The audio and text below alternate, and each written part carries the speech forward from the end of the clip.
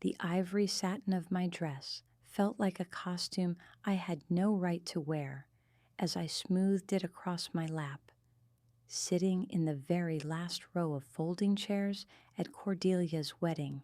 From here, I could barely make out the intricate beadwork on her gown or the way the afternoon sunlight caught the crystal chandelier hanging above the altar.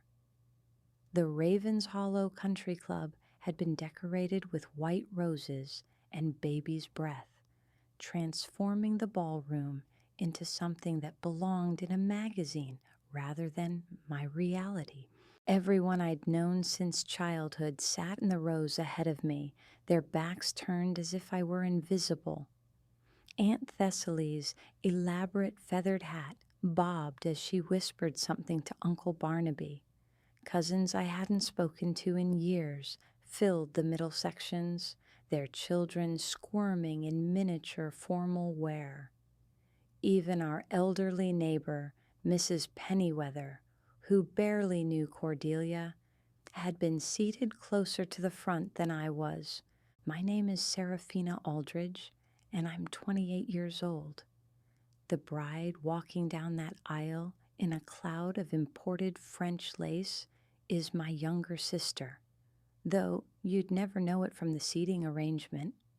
26-year-old Cordelia had always been the golden child, the one who could do no wrong in our parents' eyes, while I'd spent most of my adult life feeling like an unwelcome guest at my own family gatherings.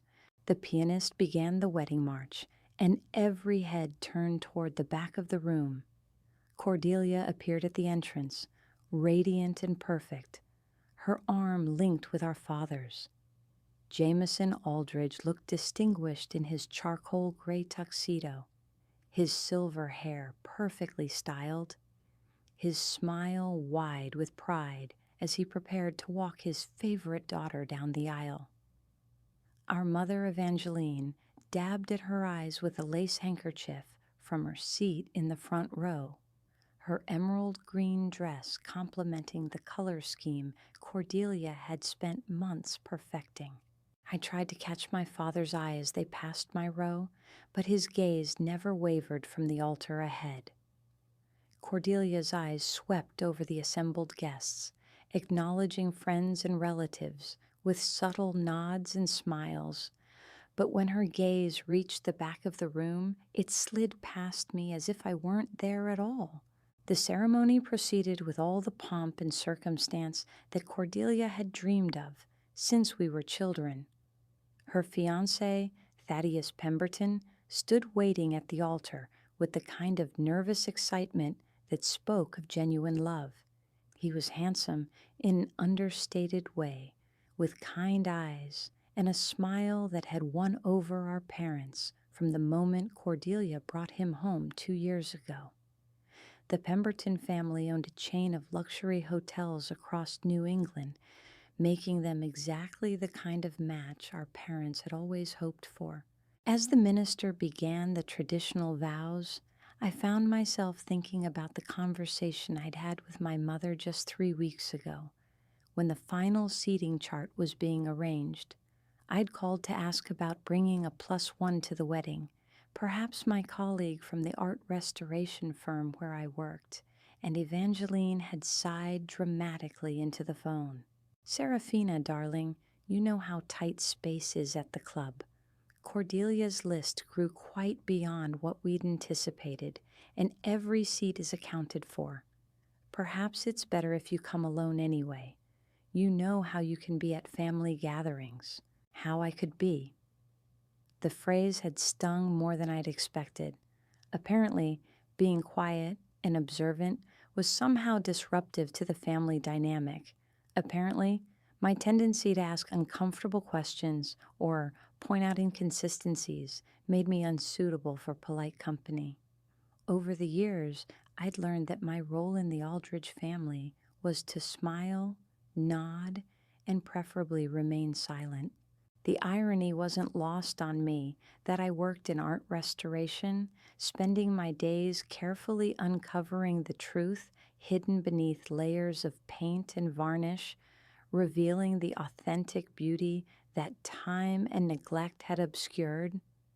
If only I could apply those same techniques to my family relationships, scraping away the accumulated resentment and misunderstanding to find whatever had originally connected us. My parents had always treated Cordelia and me differently, though the reasons had never been explicitly discussed. Where Cordelia was encouraged to pursue her interests in fashion and social planning, eventually landing a position at a prestigious event planning company, my fascination with art history and restoration had been met with polite indifference. When Cordelia announced her engagement, there had been champagne toasts and celebration dinners. When I had completed my master's degree in art conservation, there had been a brief congratulations over Sunday dinner before the conversation moved on to Cordelia's wedding plans. The pattern had been consistent for as long as I could remember. Christmas mornings, where Cordelia's gifts were numerous and thoughtful, while mine were clearly last-minute additions. Birthday parties, where Cordelia's friends filled our house with laughter while I was expected to help serve refreshments. Family photos where I somehow always ended up on the edge of the frame, easily cropped out if necessary. I tried to convince myself that it was simply a matter of personality differences. Cordelia was outgoing and vivacious, naturally drawing people to her with her infectious laugh and easy charm. I was more reserved, preferring books to parties, museums to social clubs.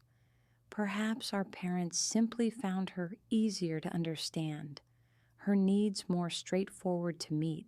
But as I sat in that back row, watching my sister promise to love and honor a man who clearly adored her, I couldn't shake the feeling that there was something deeper at work, something that went beyond mere preference or compatibility.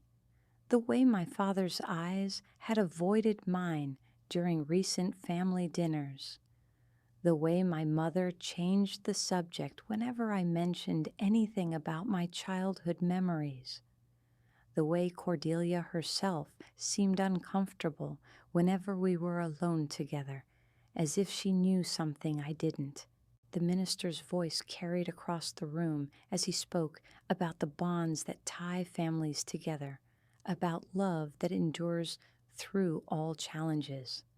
I found myself wondering what bonds, if any, actually connected me to the people sitting in those front rows. Legally, we shared a name and an address growing up. But beyond that, what did we really have in common? Lost in these thoughts, I almost didn't notice when someone slipped into the empty seat beside me. The chairs were arranged so tightly that any movement was noticeable, and I glanced over to see a young man I didn't recognize settling in next to me. He was perhaps 25 or 26, with dark brown hair and gray-green eyes that seemed familiar somehow, though I was certain we'd never met. He was dressed appropriately for the occasion in a navy blue suit, but something about his posture suggested he was as uncomfortable with the formal setting as I was. He caught me looking at him and offered a small, apologetic smile, as if he knew he was intruding, but hoped I wouldn't mind. The ceremony continued with the exchange of rings, but I found myself acutely aware of the stranger sitting beside me. There was something oddly comforting about his presence, as if having another outsider nearby made my own exclusion less obvious. He didn't fidget or whisper like some of the other guests, but rather sat with the same careful attention I was paying to the proceedings. When the minister pronounced Thaddeus and Cordelia husband and wife, the entire room erupted in applause and cheers. The newlyweds kissed, then turned to face their guests with radiant smiles, ready to process back down the aisle together. It was then that the young man beside me did something completely unexpected. He reached over and gently took my hand in his fingers warm and steady. I looked at him in surprise, but before I could ask what he was doing, he leaned closer and spoke in a low, urgent voice that only I could hear. "Please," he said, his gray-green eyes meeting mine with an intensity that made my breath catch. "I need you to pretend to be my girlfriend. Just for a few minutes. I'll explain everything later. But right now, I need you to trust me." The absurdity of the request should have made me pull away immediately. I didn't know this man, didn't even know his name, and he was asking me to participate in some kind of deception at my own sister's wedding. But something in his expression stopped me from refusing outright. There was desperation there, but also a strange kind of recognition, as if he knew me better than a complete stranger should. The wedding party was making their way back down the aisle, and guests were beginning to stand and file out toward the cocktail hour. In seconds, we would be caught up in the crowd, and whatever moment this was would be lost. I found myself nodding before I'd consciously made the decision to agree. His relief was immediate and profound. He stood and helped me to my feet, keeping hold of my hand as we joined the stream of guests moving toward the exit. But instead of following the crowd toward the club's terrace where cocktails were being served, he guided me in a different direction toward the main staircase that led to the reception hall. "What are we doing?" I whispered as we climbed the stairs together, his hand still warm in mine. "Something I probably should have done years ago," he replied, but his words raised more questions than they answered. The reception hall was already set for dinner, with round tables draped in cream-colored linens and centerpieces of white hydrangeas and eucalyptus. A small stage had been set up at the front of the room where a jazz quartet would play during dinner, but it was empty now except for the catering staff making final preparations. My mysterious companion led me directly toward the stage, and it was only then that I realized what he intended to do. The thought of walking up there, of making ourselves the center of attention, sent a spike of anxiety through my chest. But his grip on my hand was steady and reassuring, and something about his confidence made me feel braver than I normally would. We climbed the 3 steps to the stage just as the wedding party was entering the reception hall for their grand entrance.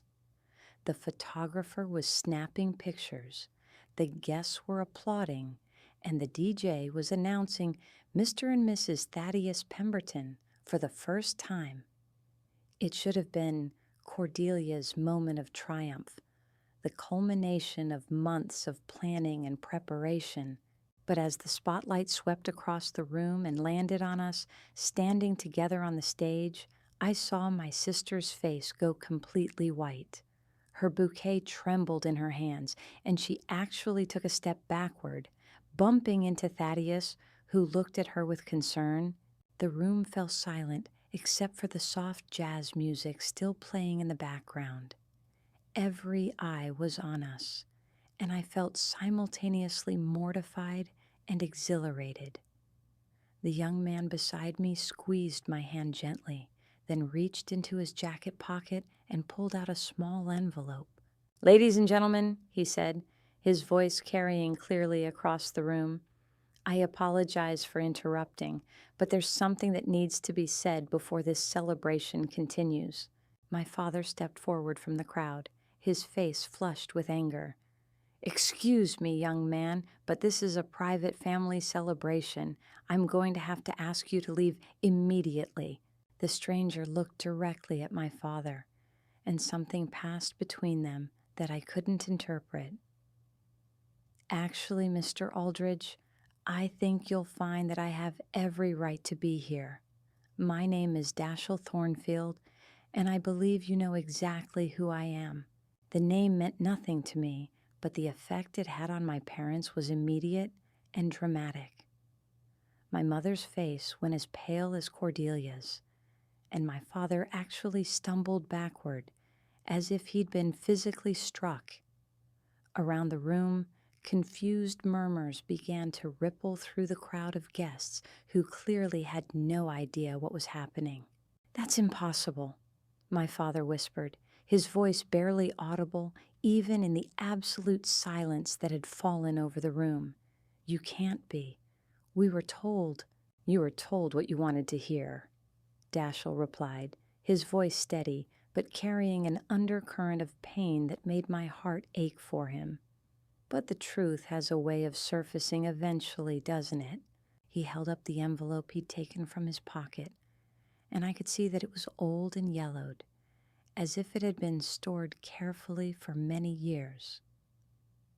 This letter was written 24 years ago by someone who thought she was doing the right thing by keeping silent. But she left instructions that if anything ever happened to her, the truth should finally come out. Cordelia had sunk into a chair at the head table, her wedding dress pooling around her like sea foam. Thaddeus stood beside her with his hand on her shoulder, looking completely bewildered by the turn the evening had taken. The guests were beginning to whisper among themselves, sensing drama but unable to understand its source. "Dashiell," my mother said, stepping forward with her hands clasped tightly in front of her. "Please, not here, not tonight. This is Cordelia's special day." The irony of her words wasn't lost on me. How many times had I heard variations of that same phrase over the years? Don't ruin Cordelia's moment. Don't overshadow Cordelia's achievement. Don't make things difficult for Cordelia. It seemed that even this mysterious revelation, whatever it was being framed in terms of how it might affect my sister, rather than what it meant for the people actually involved. "I'm sorry, Mrs. Aldridge," Dashiell said, and I could hear the genuine regret in his voice. "But I've waited 24 years for answers, and I won't wait any longer. This family has built their happiness on lies and secrets, and it's time for that to end." He turned to look at me then, and the intensity in his gray-green eyes made my knees weak. "Serafina deserves to know the truth about who she really is, about who we really are." The words hit me like a physical blow. Who we really are. The implication was staggering, impossible to fully process in that moment, but the pieces were beginning to fall into place in a way that made terrible sense. The way I'd always felt like an outsider in my own family. The way my parents' love for Cordelia seemed to come so naturally, while their affection for me felt forced and obligatory. The way this stranger's eyes seemed so familiar, as if I'd been looking into a mirror of my own features. "What are you talking about?" I managed to whisper, though part of me was afraid to hear the answer. Dashiell's expression softened as he looked at me, and for the first time since this surreal scene began, he smiled. It was a sad smile, weighted with years of longing and loss, but it was genuine and warm and completely focused on me. "I'm talking about the fact that you're not really an Aldridge, Serafina, and neither am I." He held up the yellowed envelope again. "This letter is from our mother, our real mother, the woman who gave birth to both of us and was told we'd been adopted by a loving family who would raise us together." The room began to spin around me. Our mother, both of us. The implications were staggering, reshaping everything I thought I knew about my life in the space of a few sentences. I gripped Dashiell's hand tighter, needing the anchor of his touch to keep from falling. "That's enough," my father roared, his face now flushed red with anger and something that looked like panic. "Security? I want this man removed from the premises immediately." But Dashiell stood his ground, his free arm moving protectively around my waist as if he expected someone to try to separate us. "You can have me thrown out, Mr. Aldridge, but the truth is already out there. I've spent the last 3 years tracking down the records, talking to the people who were involved in the adoption process. I know what you did." "What we did?" My mother's voice cracked on the words. "We gave that woman's children a good home when she couldn't care for them herself. We loved them as our own." "You loved one of them as your own," Dashiell corrected, his voice hard now. "You kept Serafina and told everyone she was your biological daughter. But you gave me away to strangers when I was barely 3 months old because having twins was too complicated for the image you wanted to project." The wedding guests were staring now, some of them pulling out phones to record what was clearly becoming a major family scandal. I could see my father's business associates and my mother's garden club friends absorbing every word, no doubt already planning how they would share this gossip at their next social gatherings. But all of that seemed distant and unimportant compared to what Dashiell was telling me. I was adopted. I had a twin brother. The parents who had raised me had kept one child and discarded the other like an unwanted accessory. The family I'd spent 28 years trying to belong to had never been my family at all. "I don't understand," I said, my voice sounding strange and far away, even to my own ears. "If we're twins, why don't I remember you? Why don't I remember anything about being adopted?" Dashiell's expression grew even more tender, if that was possible. "Because you were barely 6 months old when it happened, and because they made sure you never had any reason to question the story they told you about being their daughter." He opened the envelope and carefully extracted a folded letter written in faded blue ink. "Our birth mother's name was Isabella Morgenstern. She was 19 years old and unmarried when we were born. She thought she was giving us to a family who would love us both equally, who would make sure we grew up together as siblings should." The name Isabella Morgenstern meant nothing to me, but hearing it spoken aloud felt like a key turning in a lock I hadn't known existed. Somewhere deep in my subconscious, something stirred, a memory so old and buried that it was more feeling than image. She kept track of us as best she could through the adoption agency. Dashiell continued. "She knew that the Aldridges had kept you and renamed you Serafina, but she was told that I had been placed with another family who wanted to maintain complete privacy. She never knew my new name or where I'd gone." My father was speaking urgently into his phone, presumably calling security, but his words seemed to come from very far away.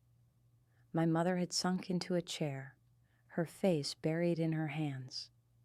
Cordelia still sat at the head table in her wedding dress, tears streaming down her face, though whether from embarrassment or sympathy, I couldn't tell. "How did you find me?" I asked, needing to understand how this moment had come to pass. "Isabella died 6 months ago," Dashiell said softly. "Breast cancer? But before she died, she gave her attorney a letter with instructions to find both of her children and tell them the truth. It took him 5 months to track me down through the adoption records." He paused, swallowing hard before continuing. "She wanted us to know that giving us up was the hardest thing she'd ever done, but she thought she was giving us a better life. She wanted us to know that she loved us and thought about us every single day for 24 years. Tears were streaming down my face now, though I hadn't realized I was crying. A mother I'd never known had loved me and mourned for me my entire life, while the people I'd called parents had built their family on a foundation of lies and selective love. The attorney helped me find you, Dashiell continued. When I learned that the Aldridges had kept you but given me away, I knew I had to meet you. I had to see for myself what kind of life you'd had, whether you'd been happy, whether you knew the truth. So you came to the wedding, I said, beginning to understand. He nodded. I've been watching your family for weeks, trying to work up the courage to approach you. When I saw how they treated you today, seating you in the back like you didn't matter, I realized that maybe you weren't as happy with them as I'd hoped. The pieces were falling into place with devastating clarity. My lifelong feeling of not quite belonging. The way my parents' love had always felt conditional and distant. The way Cordelia had been the center of their universe while I orbited around the edges, grateful for any attention that came my way. I wanted to give you the choice, Dashiell said, his voice gentle but determined. You could keep living the life they've given you, or you could come with me and we could figure out who we really are together. As brother and sister, the way we were meant to be, the offer hung in the air between us, weighted with possibility and terror in equal measure. Everything I thought I knew about myself, about my place in the world, had been stripped away in the space of 15 minutes. The family I'd been trying so hard to please my entire life wasn't my family at all. The sister whose approval I'd craved didn't share my blood. The parents whose love I'd worked so desperately to earn had chosen to keep me while discarding my twin brother like an inconvenience. Security guards were making their way through the crowd now, clearly summoned by my father's phone call. In moments, Dashiell would be escorted from the building, and this surreal interlude would be over. I would have to choose between the life I'd always known and the truth that was being offered to me by a stranger who was somehow the missing piece of my own identity.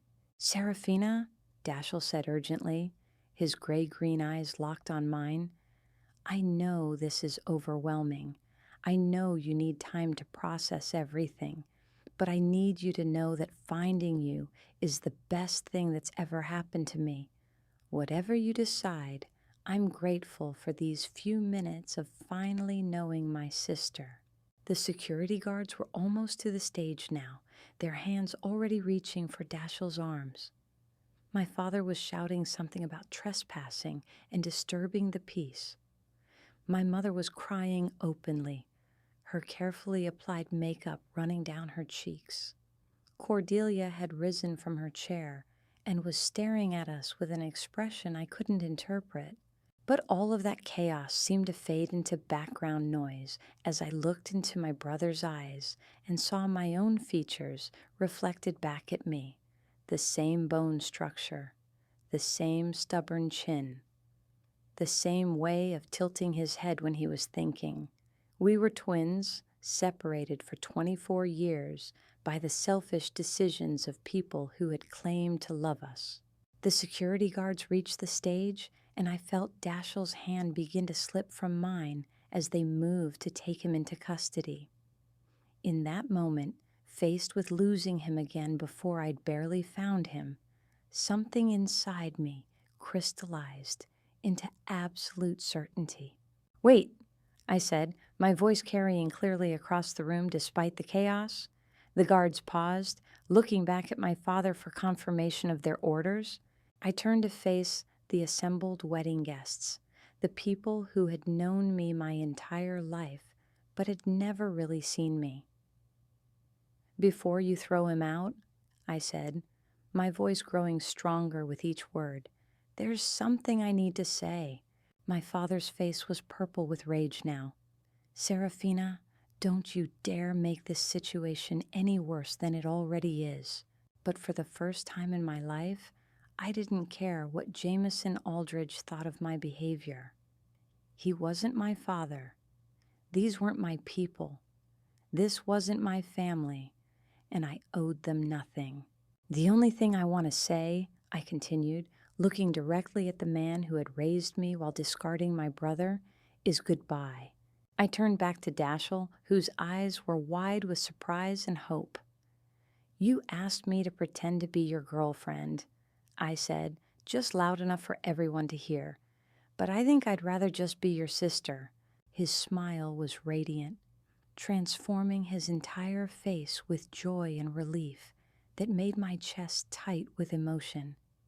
Without hesitation, he stepped forward and pulled me into a hug that felt like coming home after a lifetime of wandering.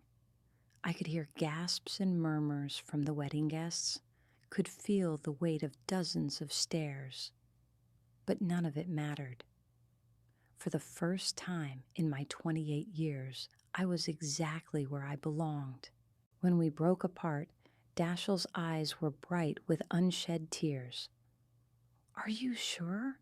he whispered. "Once we walk out of here together, there's no going back. They'll never forgive you for choosing me over them." I looked out over the sea of shocked faces at the people who had known me since childhood, but had never truly accepted me as one of their own. They were never really my family to begin with, I said, and the truth of those words felt like a weight being lifted from my shoulders. The security guards were looking uncertainly between us and my father, clearly unsure how to proceed now that I'd made it clear I was leaving voluntarily. Jameson Aldridge stood frozen in place, his face cycling through expressions of fury, disbelief, and something that might have been panic.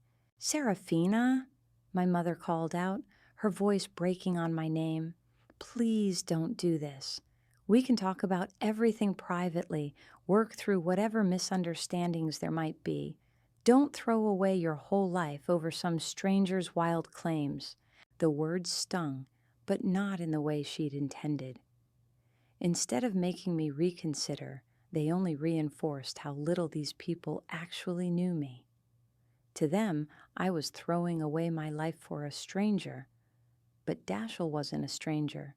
He was my twin brother, the missing piece of myself that I'd been unconsciously searching for my entire life.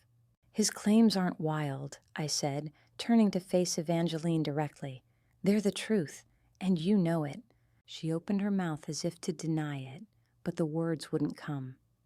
The guilt was written plainly across her features, the weight of 24 years of deception finally catching up with her.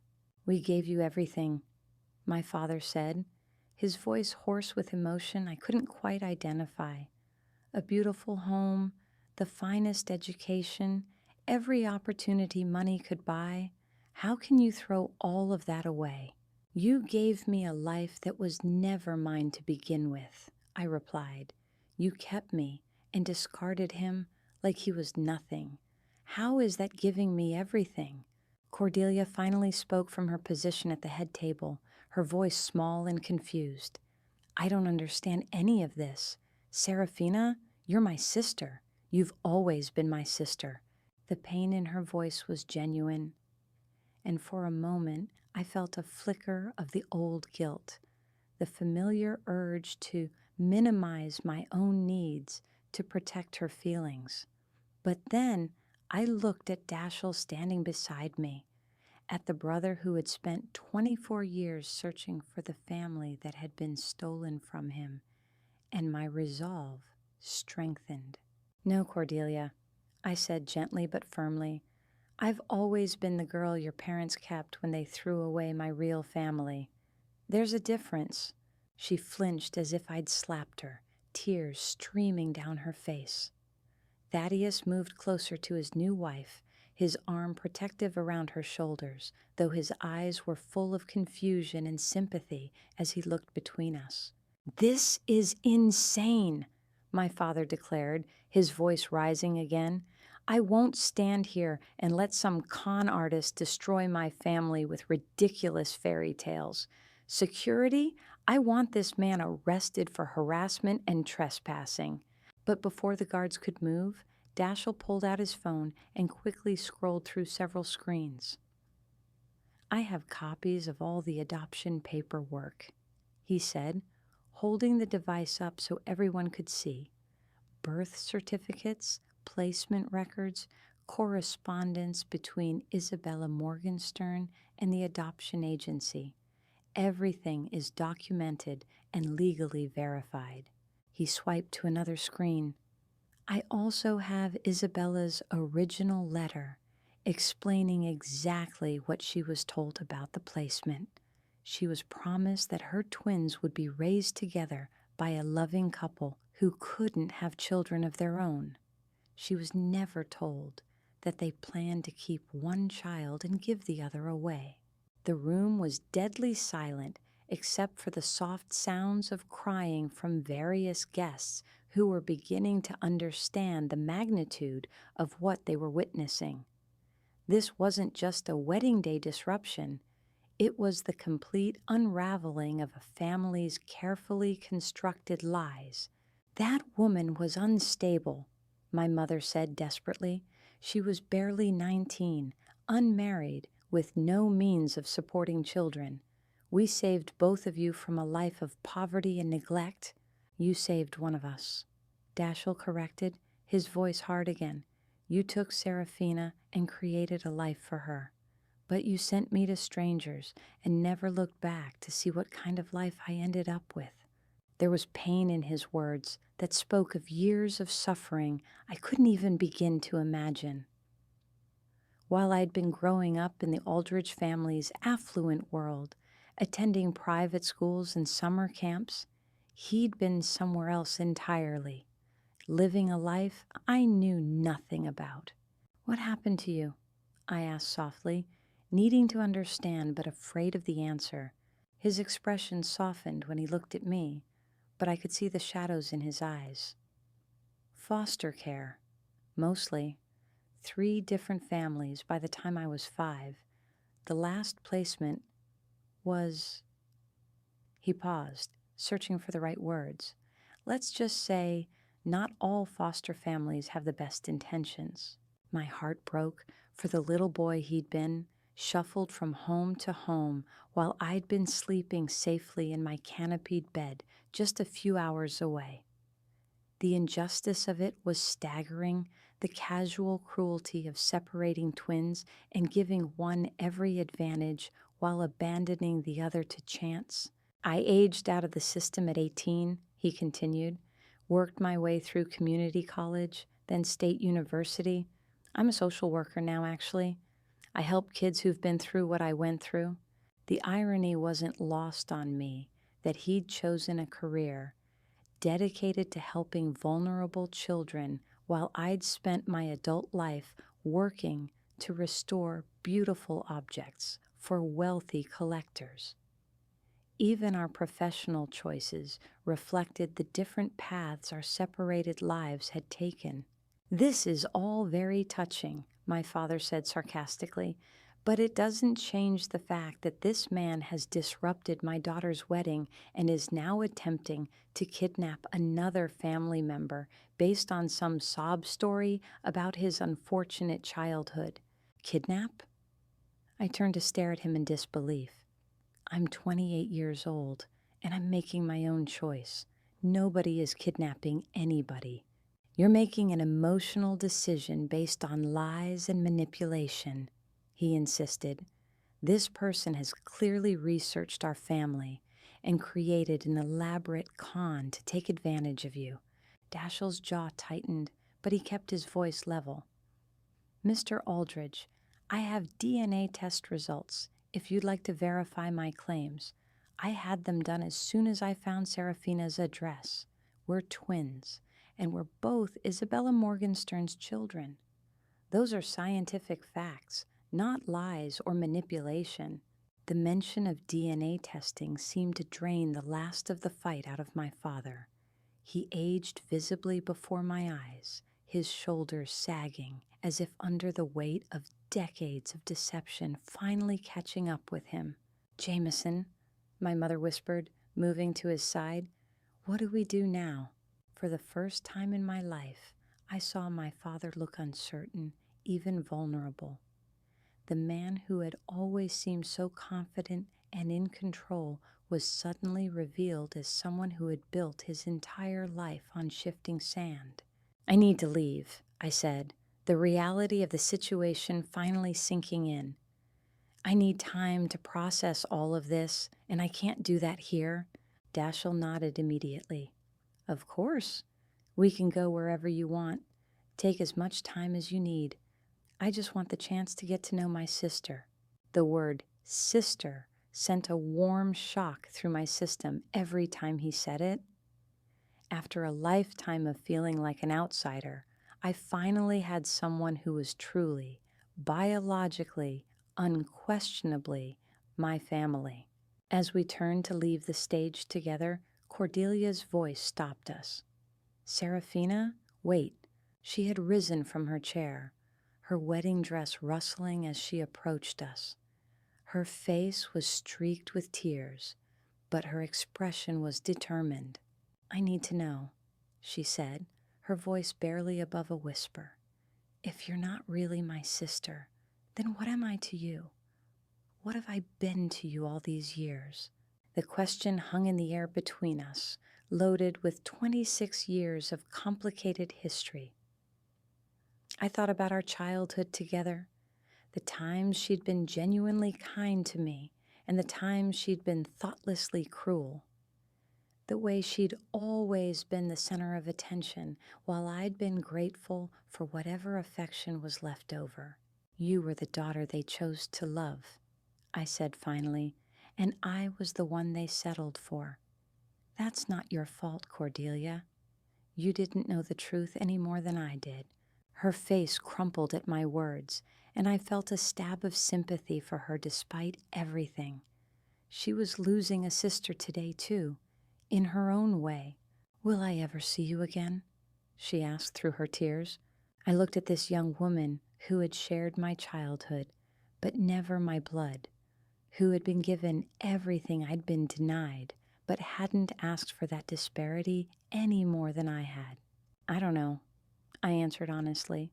"Right now, I need to figure out who I really am.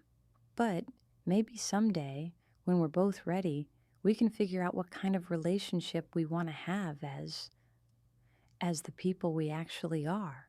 She nodded, wiping her eyes with the back of her hand. "I'm sorry," she whispered, "for everything. For not knowing, for not seeing how they treated you differently. I'm sorry you felt alone all those years." The apology was unexpected and genuine, and it loosened something tight in my chest that I hadn't even realized was there. "Thank you," I said simply. Dashiell squeezed my hand gently, a reminder that he was there, that I wasn't alone anymore. Together, we walked down from the stage and through the crowd of wedding guests who parted before us like we were carrying some contagious truth they didn't want to catch. As we reached the exit, I heard my mother's voice calling after us one last time. "Serafina, please, you'll always have a home with us, no matter what. You'll always be our daughter." I paused at the door, my hand on the handle, and turned back to look at her one final time. She stood there in her emerald green dress, her face ravaged by tears, reaching out toward me with desperate hands. "No," I said quietly, but clearly enough for everyone in the room to hear. "I was never your daughter. I was just the child you kept." And with that, Dashiell and I walked out into the early evening air, leaving behind the only life I'd ever known, and stepping into an uncertain future with the only person who had ever truly belonged to me. The parking lot of the Ravens Hollow Country Club felt like a different world from the one we'd just left behind. The late afternoon sun cast long shadows between the luxury cars, and the distant sounds of the wedding reception continuing without us seemed surreal and far away. I stood there for a moment, still holding Dashiell's hand, trying to process the magnitude of what had just happened. "Are you okay?" he asked softly, his gray-green eyes studying my face with concern. I know that was a lot to take in all at once. I almost laughed at the understatement. In the span of 20 minutes, my entire identity had been stripped away and rebuilt. The family I'd struggled to belong to for 28 years wasn't my family at all. The parents who had raised me had deliberately separated me from my twin brother. The life I'd been living was built on a foundation of lies and calculated cruelty. "I don't think okay is the right word," I said, my voice still shaky with leftover adrenaline. "But I'm relieved, I think. For the first time in my life, everything makes sense." Dashiell smiled, and I was struck again by how familiar his expressions were, how looking at him was like seeing my own features reflected in a mirror. I felt the same way when I first learned the truth, devastated, but also vindicated, like finally understanding why I'd never felt like I belonged anywhere. We stood there in the gathering twilight, two strangers who were also siblings, trying to figure out what came next.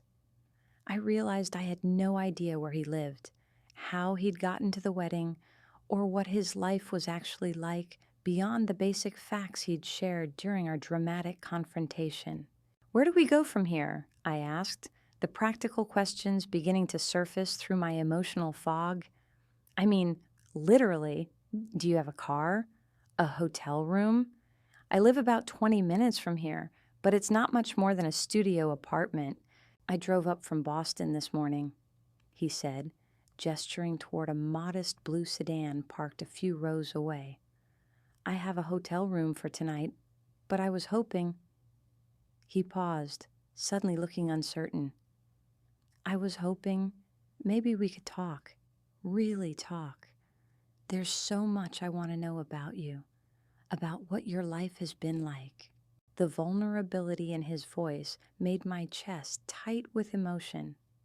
This man, my brother, had spent 24 years wondering about me, just as I'd spent those same years unconsciously searching for something I couldn't name.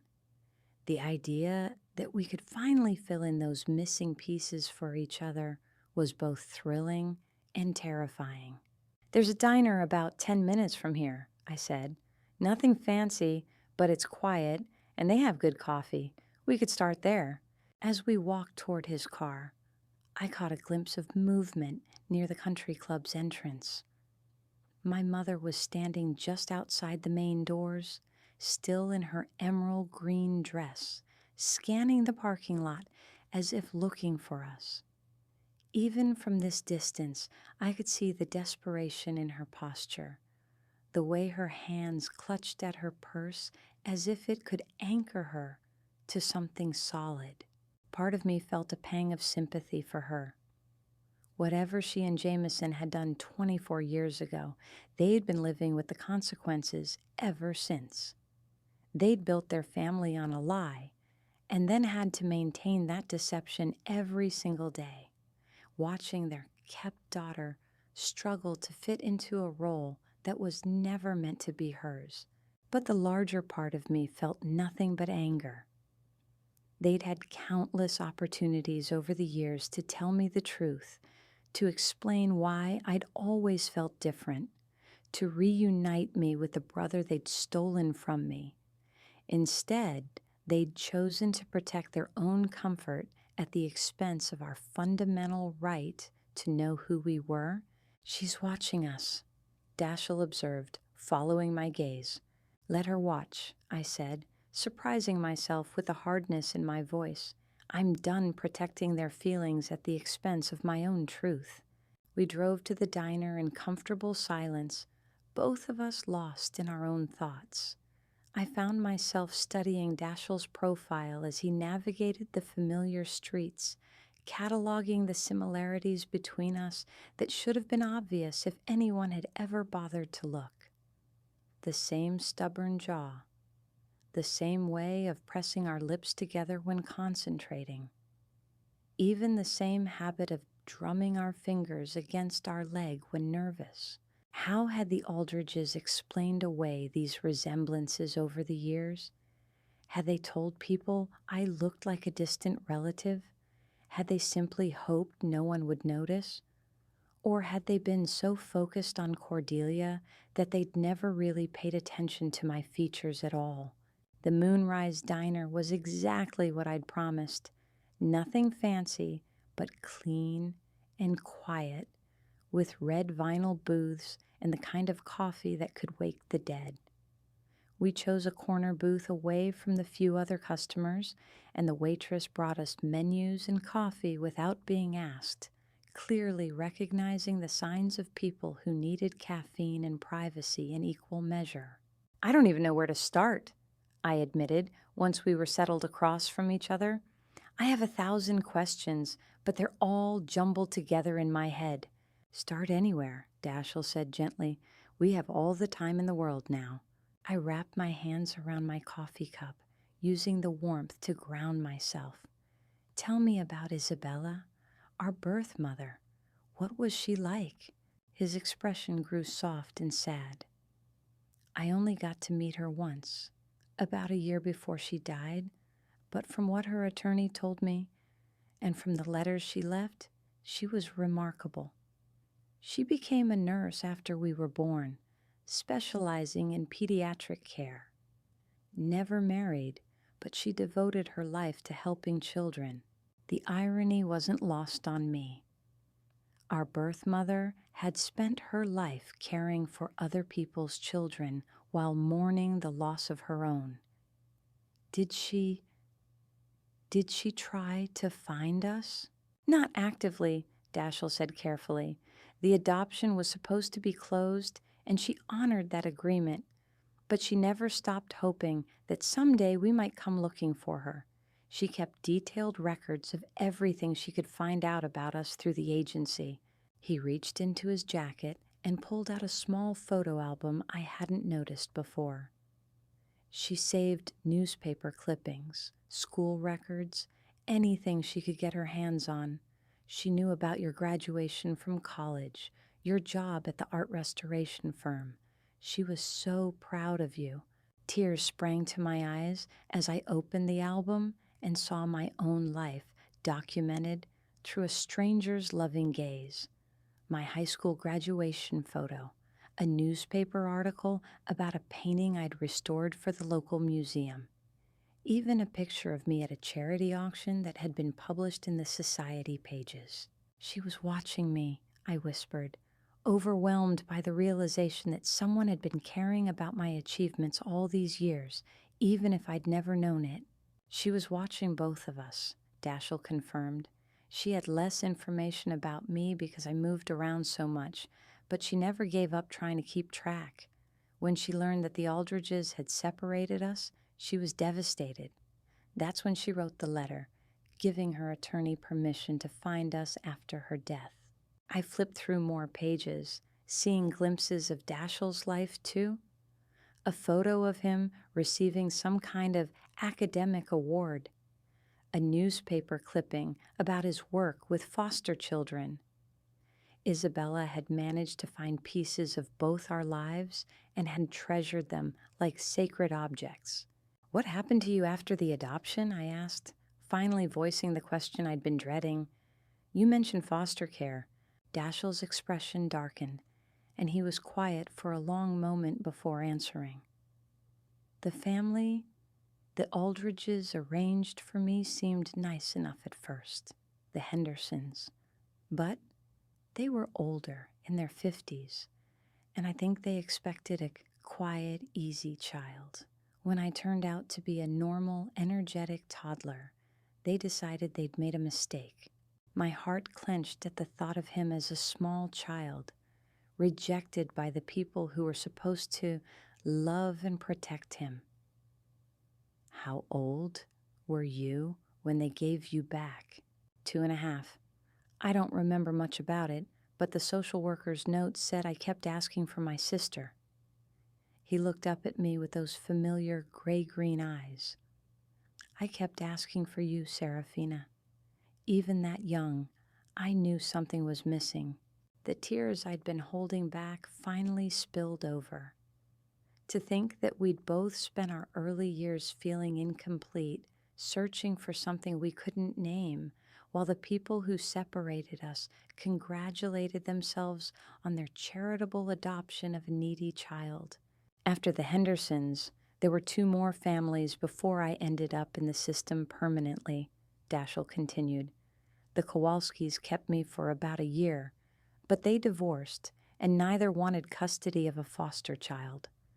The rights lasted almost 2 years, but they moved across the country for a job and decided I was too much trouble to take with them.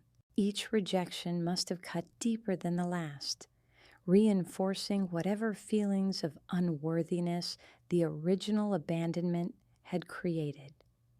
I thought about my own childhood, surrounded by material comfort, but always feeling like I was on the outside looking in, and realized that in some ways we'd both been homeless.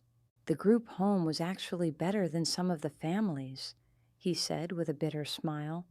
At least there, nobody pretended to love me and then changed their minds. Daschle, I whispered, reaching across the table to take his hand. I'm so sorry.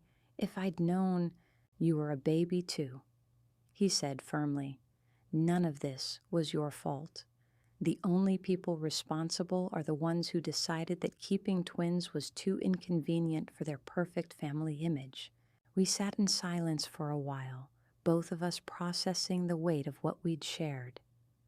The diner's fluorescent lights hummed overhead, and the distant sounds of the kitchen staff preparing for the dinner rush created a familiar backdrop to our extraordinary conversation. What's your life like now? I asked eventually, needing to focus on something more hopeful. You said you're a social worker? His expression brightened considerably. I work for the state's Department of Children and Families, specifically with teenagers who are aging out of foster care, helping them transition to independence. It's hard work, but it's exactly what I want to be doing. That must be difficult, I said, imagining how his own experiences must color every case he handled. Sometimes, he admitted, but it's also healing in a way. Every kid I can help avoid what I went through feels like a small victory against the system that failed me. I found myself admiring his resilience, his ability to transform his pain into purpose. While I'd been restoring beautiful objects for wealthy collectors, he'd been working to restore hope for vulnerable children. The contrast made me question what I'd been doing with my own life. What about relationships? I asked. Are you married? Do you have children? A shadow crossed his face. I was engaged once, about 3 years ago. Rebecca, she was wonderful.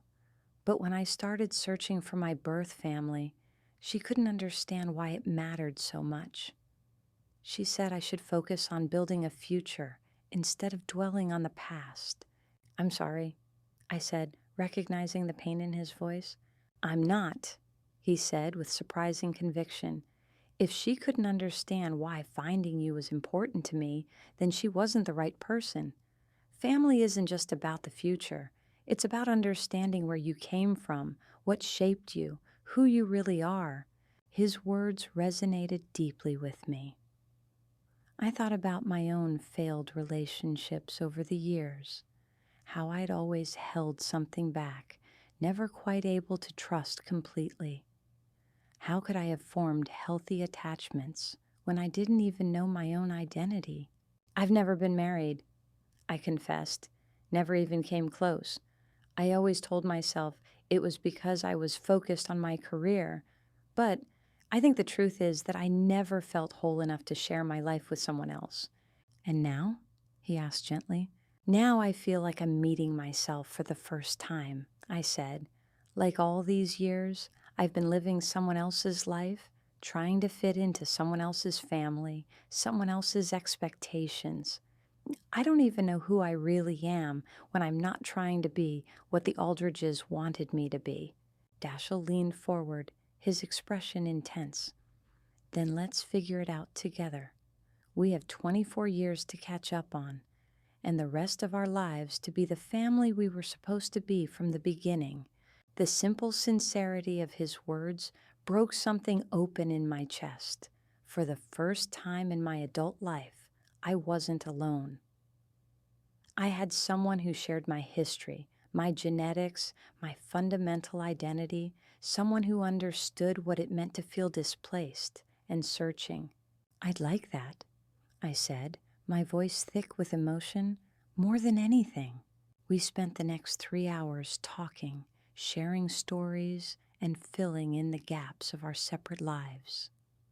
I told him about my work, my passion for uncovering the truth hidden beneath layers of paint and varnish. He told me about the kids he worked with, their struggles and triumphs. We discovered that we both loved old movies, both read voraciously, both had an inexplicable fondness for rainy afternoons. But beyond the surface similarities, there was something deeper, a fundamental understanding that needed no explanation. When I mentioned feeling guilty about enjoying my successes because they seemed to come at the expense of others' attention, he nodded immediately. When he talked about the hypervigilance that came from never knowing when the next rejection might come, I understood completely. We were two halves of the same whole, finally reunited after a lifetime of unconscious searching. As the evening wore on and the diner began to fill with dinner customers, we both realized we needed to make some practical decisions about what came next. I have to go back to Boston tomorrow, Dashiell said reluctantly. I have cases that need attention, kids who are counting on me. But I don't want to lose you again, Serafina. Not after finally finding you. You won't lose me, I assured him. Boston isn't that far from here. We can visit, call, email, whatever it takes to stay connected. I was thinking, he said carefully, maybe you might consider visiting me there sometime, seeing where I live, meeting some of my friends and colleagues, and maybe, he paused, looking uncertain for the first time since our dramatic introduction. Maybe what? I prompted. Maybe you might consider making a change. I know you have a life here, a career, but Boston has amazing museums and restoration opportunities. You could have a fresh start, away from all the complicated history with the Aldridges. The suggestion sent a thrill of possibility through me. A fresh start. A chance to discover who Serafina Morgenstern might be, separate from who Serafina Aldridge had been forced to become. I'll think about it, I said, though part of me was already imagining what that life might look like. As we prepared to leave the diner, my phone buzzed with a text message. I glanced at the screen and saw Cordelia's name. It's my... I paused, unsure how to refer to her now. It's Cordelia. What does she want? Dashiell asked, his voice neutral but watchful. I opened the message and read it aloud. She says, I know you probably don't want to hear from me, but I needed you to know that I confronted Mom and Dad after you left. They admitted everything. I'm so sorry, Serafina. You deserved better from all of us. Dashiell waited while I processed this unexpected communication. How do you feel about that? Honestly? Relieved, I said. At least now I know she understands what really happened, that it wasn't just some fantasy or delusion. Are you going to respond? I thought about it for a moment, then typed a brief reply. Thank you for believing me. I need time, but maybe someday we can figure out what kind of relationship we want to have as the people we actually are. It was the same thing I'd told her at the wedding, but it felt important to reiterate it now, in a calmer moment. Whatever happened between us in the future, it would be based on truth rather than the false foundation of shared parentage. We exchanged numbers and made plans for me to visit Boston the following weekend.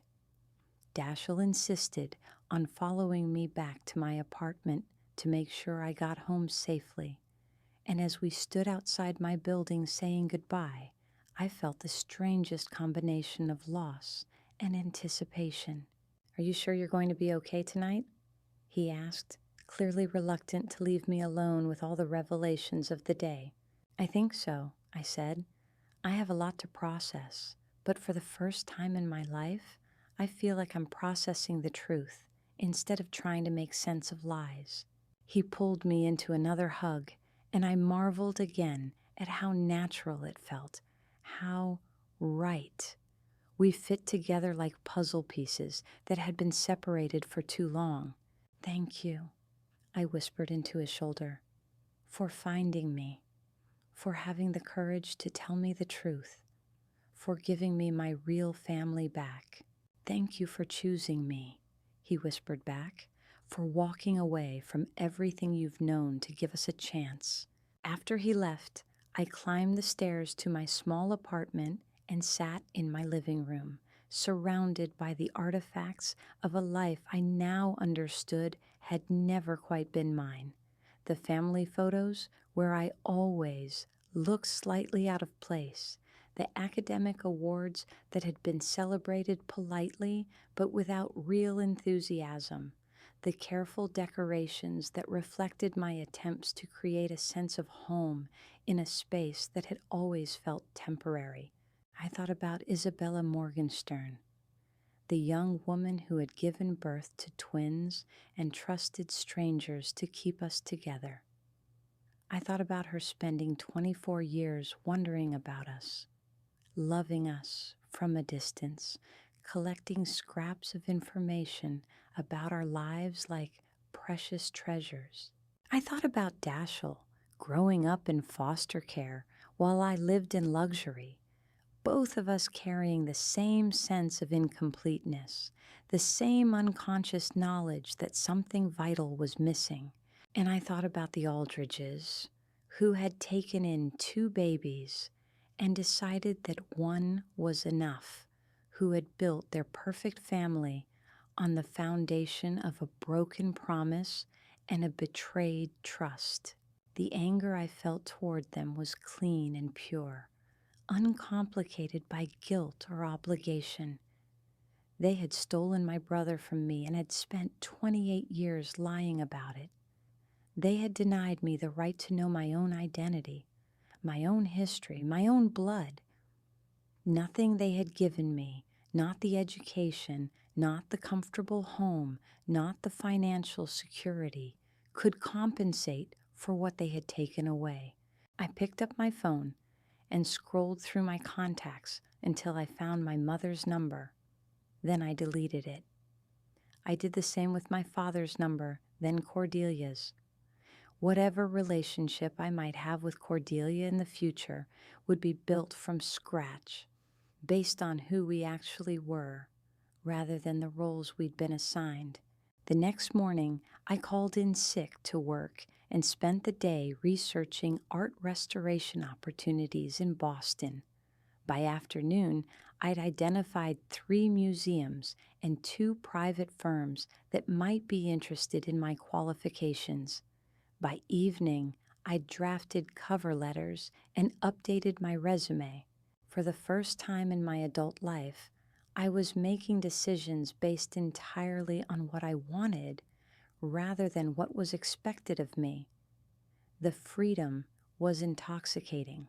My phone rang just as I was finishing dinner.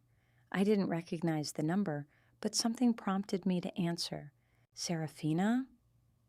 The voice was unfamiliar, older, with a slight tremor that suggested advanced age. Yes, this is Serafina. Who is this? My name is Eleanor Castellanos. I was Isabella Morgenstern's neighbor for the last 15 years of her life. Dashiell gave me your number and asked me to call. My breath caught. Someone who had actually known our birth mother, who could tell me things about her that legal documents and newspaper clippings couldn't convey. She talked about you constantly, Eleanor continued without waiting for my response. About both of you. She had your pictures all over her apartment, followed your lives as closely as she could. When she got sick, all she wanted was to know that you were both happy and healthy. I wish I could have met her, I said, tears starting again. She wished that too, dear.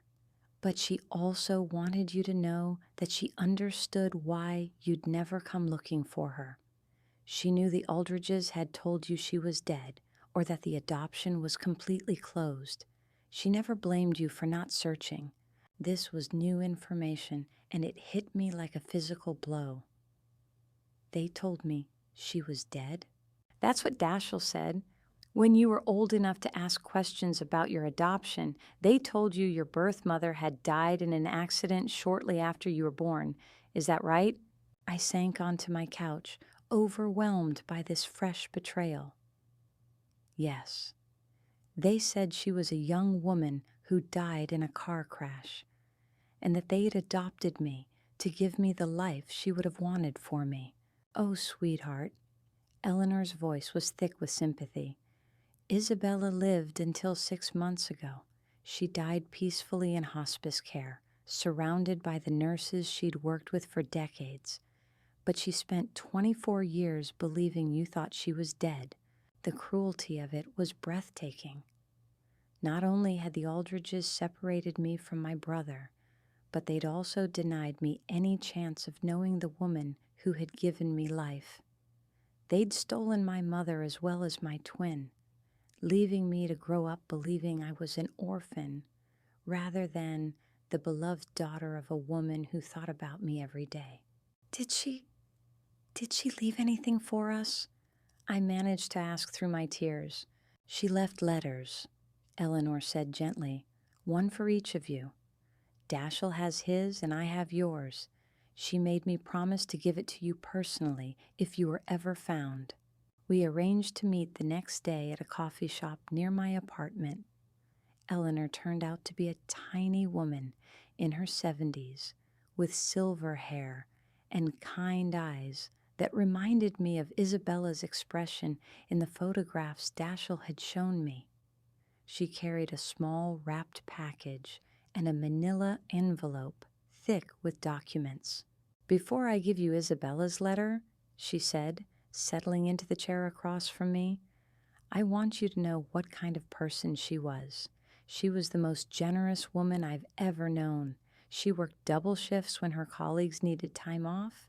She volunteered at the Children's Hospital on weekends. She sent anonymous gifts to families who couldn't afford their medical bills. Eleanor opened the manila envelope and pulled out more photographs I hadn't seen. Isabella at various ages, often surrounded by children in hospital settings. Isabella at charity events, always in the background, never seeking attention for her good works. She blamed herself for what happened to you and Dashiell, Eleanor continued. She thought if she'd been stronger, if she'd kept you, you would have grown up together the way you were supposed to. She never understood that she was 19 years old with no support system, and that she did the best she could with an impossible situation. The wrapped package contained Isabella's personal journal from the year we were born. Eleanor explained that she'd wanted us to understand her thought process, her hopes and fears, her agonizing decision to trust the Aldridges with our future. But it was the letter that broke my heart completely. My dearest Serafina, it began in handwriting that was somehow familiar, despite being completely new to me. If you're reading this, then you've finally learned the truth about who you are, and I'm no longer here to tell you how sorry I am for all the years we lost. The letter was 10 pages long, written with the kind of careful attention that suggested she'd drafted and redrafted it many times over the years. She told me about the day I was born, how she had held both Dashiell and me, and marveled at how perfectly we fit together, how our tiny hands had reached for each other, even in those first hours of life. She described the agony of making the adoption decision, her certainty that she was doing the right thing by giving us to a stable, loving family who could provide everything she couldn't. She wrote about the monthly updates she'd received for the first 2 years, always featuring both children, until suddenly the reports mentioned only one. When I realized they had separated you from your brother, I was devastated. The letter continued. I hired a lawyer to try to get information about what had happened, but the adoption had been finalized and there was nothing I could do legally. I was told that questioning the placement could result in both of you being removed from your homes and placed back into the system. She'd been trapped by the same legal mechanisms that were designed to protect children, unable to advocate for us without risking making our situations worse. I want you to know that not a day went by that I didn't think about you both, she wrote. I followed your lives as much as I could, and I was so proud of the woman you became. Your intelligence, your talent, your gentle spirit, all of it made my heart sing with pride.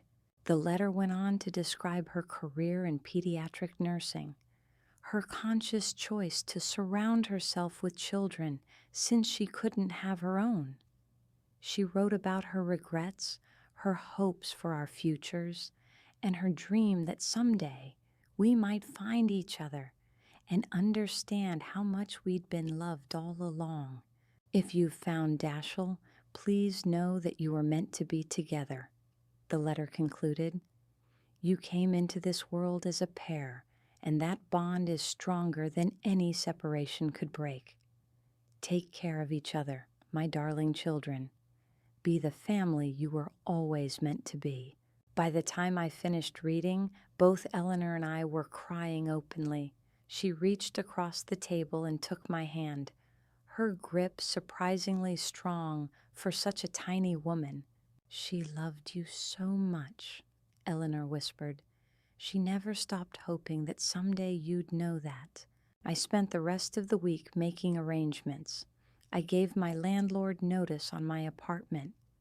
I contacted my supervisor at the restoration firm and negotiated a gradual transition over the next month. I researched neighborhoods in Boston and made appointments to see apartments near Dashiell's social services office. When Friday arrived, I packed a weekend bag and drove to Boston to see my brother's life firsthand. He lived in a modest apartment in a diverse neighborhood, surrounded by the kind of community I'd never experienced growing up in the Aldridge's insular social circle. His friends were social workers, teachers, nurses, people who had chosen careers focused on helping others rather than accumulating wealth or status. They welcomed me with immediate warmth, including me in their conversations and treating me like someone they'd known for years rather than a stranger who'd appeared in their friend's life just a week earlier. Dashiell talks about you constantly, one of his colleagues told me over dinner at a small Italian restaurant near his apartment. We've never seen him this happy. It was the same for me. Being around people who knew and loved my brother felt like stepping into the life I was supposed to have lived all along. These were people who valued authenticity over appearance, compassion over competition. They were the family Dashiell had chosen for himself, and they were ready to include me simply because I was his sister. On Saturday, We visited the children's hospital where Isabella had worked for over 2 decades. The nursing staff who remembered her spoke of her with reverence, describing her as someone who could calm the most frightened child, who stayed late when families needed support, who never forgot a patient's birthday or favorite color. She had pictures of you two in her locker, one of the older nurses told us. She used to say that helping other people's children was her way of honoring the children she couldn't raise herself. We stood in the pediatric ward where our birth mother had spent so much of her life, surrounded by the echoes of her generosity and compassion. I could almost feel her presence there, the love she'd poured into her work, because she couldn't pour it directly into us. "I want to move here," I told Dashiell as we walked back to his car. "Not just to Boston, but to this, to a life that means something beyond just accumulating beautiful objects for rich people." His smile was radiant. "There's a position opening up at the hospital in their art therapy program. It's not exactly restoration, but it's using art to help kids heal. Would you be interested?" "More than interested," I said immediately. "It sounds perfect." That night, we sat in his living room, looking through more of Isabella's belongings that Eleanor had given us: photos, letters, small mementos she'd saved from our infancy. A hospital bracelet from the day we were born, a tiny knitted hat she'd made while she was pregnant, a journal entry describing how she'd felt the first time we'd kicked in her womb. "We were wanted," I said, overwhelmed by the evidence of her love. "She wanted us. She planned for us. She loved us before we were even born. And we were stolen from her," Dashiell said quietly. "Not because she was unfit or because we were better off elsewhere, but because the Aldridges decided one child was easier than two." The anger was still there, but it was balanced now by something more powerful: gratitude for what we'd found, for the chance to finally be the family we were meant to be. On Sunday, before I drove back to wrap up my old life, Dashiell and I visited Isabella's grave. Eleanor had given us the location, a small cemetery just outside the city where Isabella had purchased a modest plot that she could afford on a nurse's salary. The headstone was simple granite with her name, dates, and a single line: "Beloved mother of Dashiell and Seraphina." We knelt in the grass beside her grave and told her we'd found each other.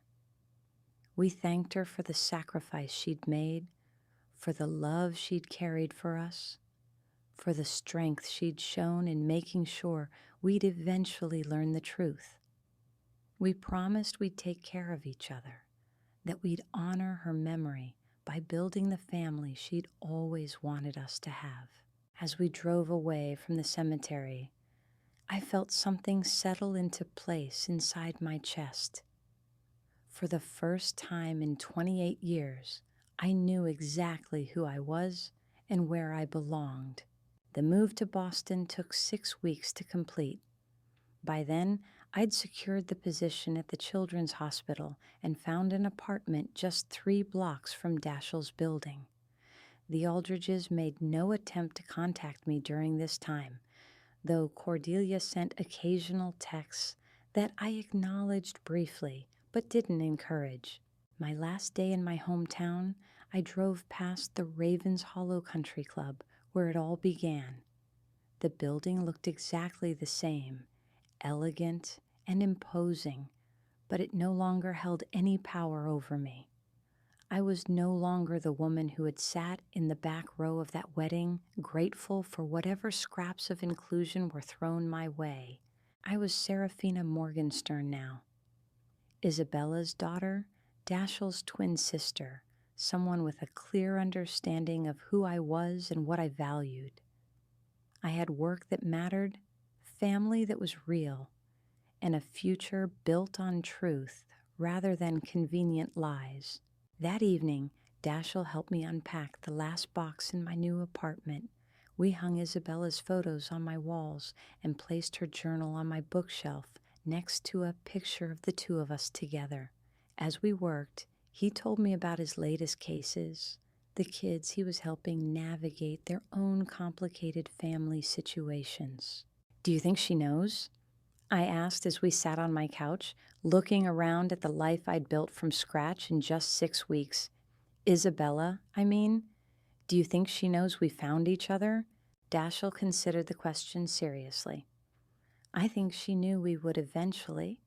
She had more faith in the truth than the people who tried to hide it from us."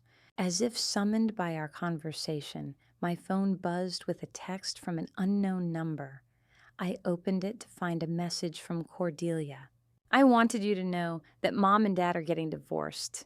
Too many lies between them to rebuild trust. I'm moving to Portland for a fresh start. Maybe someday we can have coffee and figure out how to be in each other's lives without all the history in the way." I showed the message to Dashiell, who read it without comment. "How do you feel about that?" he asked.